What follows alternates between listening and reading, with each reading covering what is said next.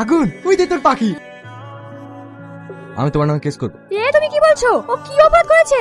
ও যেটা আমার সাথে করেছে তার কোনো ক্ষমা নেই। আমি তোমার কি ক্ষতি করলাম তাই আমার নামে কেস করবে? যেটা আমার সবচেয়ে দামি জিনিস সেটা তুমি চুরি করে নিয়েছো।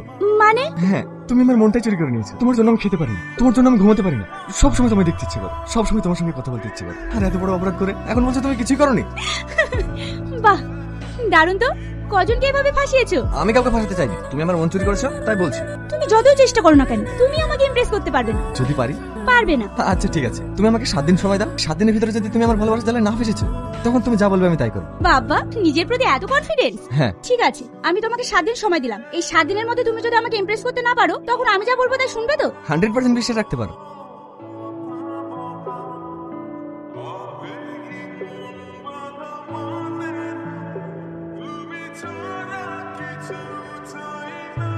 তাহলে আজকে 7 দিন হয়ে গেল, আমি তোমায় ইমপ্রেস করতে পেরেছি তো?